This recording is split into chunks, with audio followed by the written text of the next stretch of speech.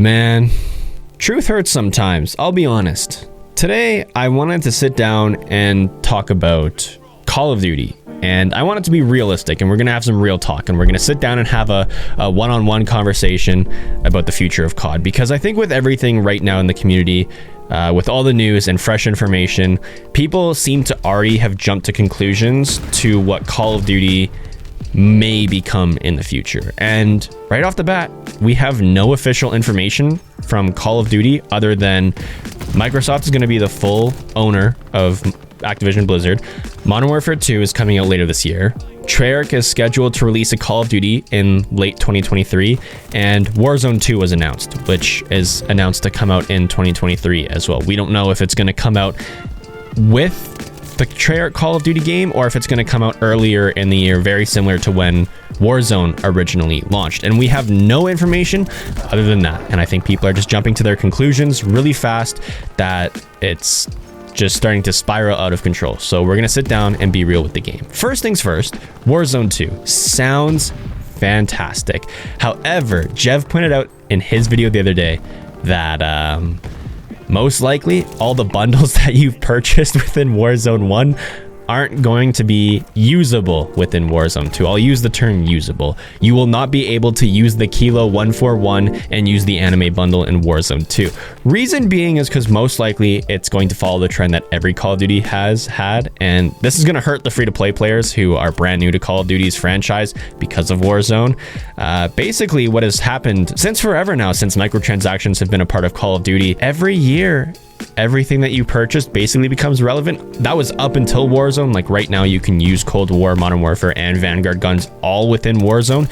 But let's use Black Ops 4 for example. You could have bought $200 worth of bundles and COD points in that game and have spent it on cosmetics, but you can only use those cosmetics in that game. There's no crossover from Black Ops 4 to, I guess, any modern Call of Duty, which most players that have been in Call of Duty's franchise for forever now and have been there through the supply drop era know too well that it's all useless. It's very similar to like FIFA games. You spend like $2,000 trying to get Messi out of a FIFA pack just for FIFA 2023 to come out, just to get the same player out of a pack in the same game, just branded as a different year. And that's kind of the same with Call of Duty. So I think a lot of free-to-play players don't realize that, and most likely that's what's going to happen.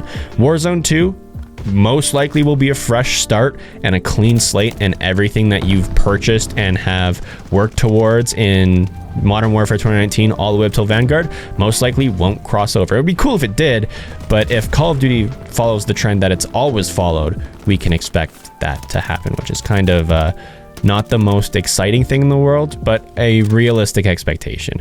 And I hope I'm proven wrong, right? Like, I'll just say right now, I hope I'm proven wrong, and I hope Call of Duty improves upon what we're used to and does better business practices than what we're used to. Also, this is a hard truth pill to swallow, and I've really realized this recently because I've been so hopeful towards Call of Duty and a resurgence in the game, which still very much could happen, but Call of Duty will never be as good as it was during the golden era. The games can still be amazing, but I don't think we'll reach the peak that we saw from the time era of COD 4 all the way up until Black Ops 2.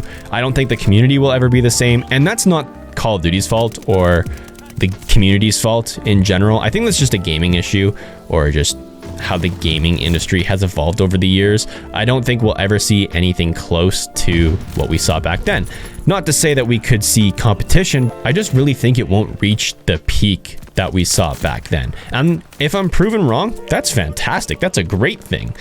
But with all that being said, Call of Duty's in limbo right now, and no one really knows what's going on. And yeah, I just wanted to sit down and talk about that today because I've been playing Call of Duty for so long that it's very weird to see how everything has evolved and experience all the peaks and valleys that the game has went through. And I think one thing that ruins a lot of people's experience in current Call of Duties and in like modern games is the fact that everyone compares the current games to what we used to have. And there's like the Call of Duty cycle. And for those that haven't seen the Call of Duty cycle memes, we basically have at the very top of the cycle, new Call of Duty releases, everyone has fun. Then we play the game for a couple months and then everyone starts to hate it. And then when everyone starts to hate it, you start to realize that the older games you used to play weren't that bad. And then new trailers for the new Call of Duty come out and you get new information. You get excited for the new game comes out, and the cycle continues. And that's pretty much what the Call of Duty cycle has been since forever now, it seems like. And I think when a lot of people go through the COD cycle, they compare a lot of the older games to newer games. And if you compare Modern Warfare 2 or Black Ops 2 to a game like Vanguard, the OG games are going to win. If you compare Black Ops 2 to Cold War, odds are Black Ops 2 is going to win. Modern Warfare 2 to Modern Warfare 2019, it goes on and on. And I think a lot of people just ruin their COD experiences by directly comparing the current game to some of their favorites. Obviously, the current games won't be as good as some of your favorite Call of Duty titles. That's just kind of logic, is it not? But people still seem to have that unrealistic expectation. And I think that's where a lot of the hate towards Call of Duty comes from right now. Like, don't get me wrong, there's definitely some warranted criticisms towards the game, whether that's skill-based matchmaking be too strong in the lower kind of tier of the skill-based matchmaking, because once you get high enough up in SBMM, you tend not to notice it if you're a good enough player or if you can actually manage your own. Like for me, when I play like 3 to 6 hours a day, because that's literally my job, I don't really notice skill-based matchmaking, because even in my super sweaty lobbies, I kind of expect players to play a specific way and kind of understand map rotations. But I think a lot of people also don't understand that as well, and they make SBMM this way bigger issue than it needs to be. And sure, I guarantee that there are some people that are negatively affected by it, but it's not as big of an issue, and people just need to stop comparing newer Call of Duties to older experiences. It's logic. There's going to be some Call of Duties that people enjoy more than others. That's going to be based off of their subjective preferences and where they've had the most enjoyment in the Call of Duty franchise.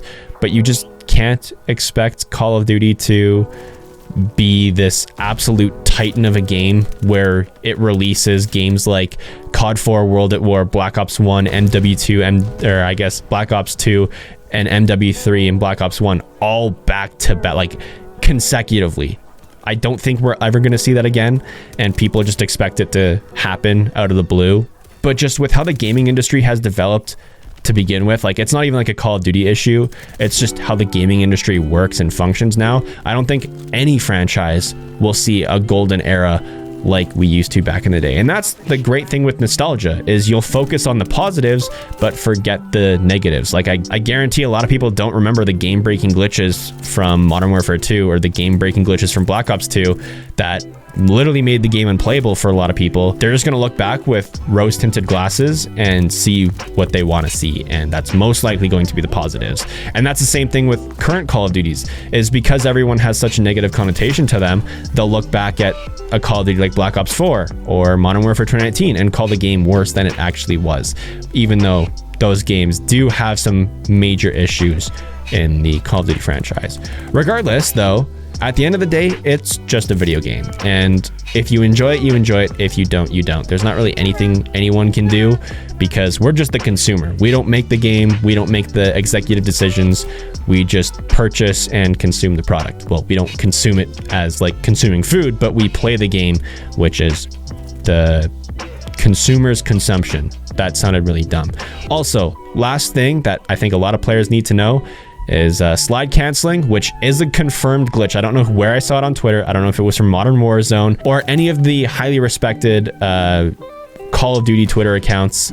I don't know which one of them posted this, but they said that most likely slide canceling will not return in Warzone 2. It was a feature that was not supposed to be present within Modern Warfare and Warzone itself, and we haven't seen slide canceling to the degree that we've seen it then. We still have slide canceling in Cold War and Vanguard, but it's not like in Modern Warfare, so a lot of people are going to get upset because that won't return, and most likely it won't. Also, why-whying doesn't make you a good player.